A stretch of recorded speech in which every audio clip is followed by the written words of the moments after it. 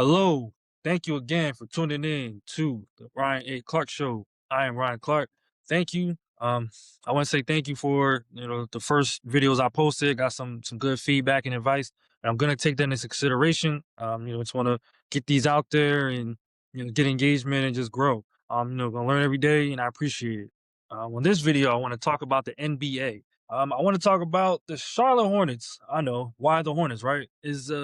They're pretty much at the bottom of the East, and they've pretty much been for my entire lifetime, unfortunately.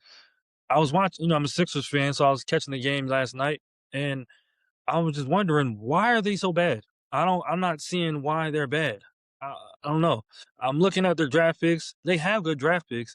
Just why isn't it clicking? Why are they 18 and 28? Well, now 19, but 18 and 28. And I just started looking at the roster, and I just don't understand it. Starting with the top guy, of course, LaMelo Ball. I'm not the biggest fan. Maybe that's where the problems start. And it looks like they're finally changing the regime. I did see that he's in trade talks, so maybe that's kind of the starting point to where things might change. If they're able to trade him, I would trade and try to go for a big man, because I think you guys have core pieces with Bridges, Miller, and Knuppel. Sorry if I said that wrong. Last night Miller had 30, and I'm watching him. I think he's good. I don't know if he's a superstar though. Uh, and Miller's who I'm talking about right now. I don't know if he's a superstar. Right now he's averaging 20, which ain't bad at all. It's just I haven't really seen the flashes. I haven't really seen the moments from him where I could, you say, okay, he's coming. Where as Ant Edwards, he had his breakout games, and even going back to John Moran, he had his breakout games. So with Miller, I'm kind of looking for those moments out of him where he's ready to take the next step and maybe take the Hornets to the next level. Knuppel, I do like Knuppel. He does, to me, he shows that he has, I guess you could say, hunger or determination. Maybe it does seem like he have that, and I like seeing that so far from him. That's why I kind of think the Hornets should build around them too, and more so look for a big man next.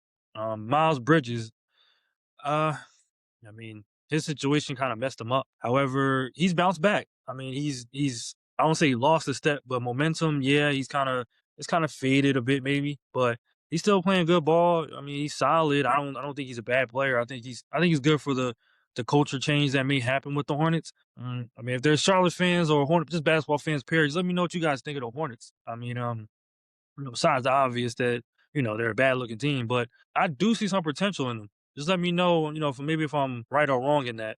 With the East being not so dominant, I can see the Hornets slowly creeping into maybe a playing situation and maybe getting into the playoffs. Pretty much slowly getting into that progression. I want to try and see. I want to see more out of Miller. I want to see more out of him. It's more of a more, I guess you could say, more of a somehow maybe how Cade Cunningham kind of changed the Pistons. I want to see if he has that determination to want to be a top player in the league. Right now, it seems like maybe he's kind of still learning and going through the motions, which ain't bad. But I'm curious, if there's Hornets fans, let me know. Do you guys see him as a franchise player? I'm curious about that. And what did you guys think of the Lamelo Ball era? For me personally, I just don't. I don't. He started off exciting, and I think once the fame and the money came, I just think his determination kind of went with it. I think he took the money and lived life. I don't think, I mean, there's nothing wrong with it, but I grew up kind of old schoolish a little bit watching hoops, where if you're the franchise guy, you should be the one wanting to be great. You should want to, have your name and number in the rafters and bring championships and things like that.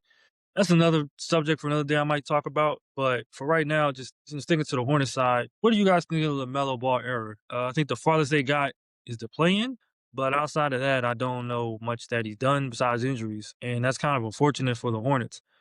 But I'm not sure exactly how would you call it a failure? I don't like I said, I don't know. He was a top pick. I don't know. Would you call it a failure? Maybe, maybe. Just not sure with that one. Just not sure. On to another Eastern Conference team I'd like to talk about. My 76ers. Man, I don't know. I don't know. One minute I'm praising them because I like the roster, and then this happens tonight where Embiid doesn't play. Maxi has an off night. VJ, he's rookie, so he has his nights off too. But Sixers fans, please let me know what you guys think of this season. How far do you think the Sixers can go? I'm not sure exactly. Um, I give up hope on championship. I'll be honest on that. I don't. think this team can win a championship. I would like to hope maybe Eastern Conference championship. I would like to hopefully see that in the Embiid era, but just recent history would tell me it ain't coming. Um, I would also like to say, Sixers fans, I'm starting to notice this, and I wonder if you guys are having concern about it too. Maxi's playing time. I think they might burn the youngin out, man. Well, he's not young, of course, but I think they might try and burn him out just to try and keep pace with everyone in the East and Embiid having his like back to backs off and not being in the lineup. This era isn't really about playing a lot. Not these guys aren't trying to play 75 to 82 games. It's not happening. I know some do it. I won't deny that, of course, and for those, salute you.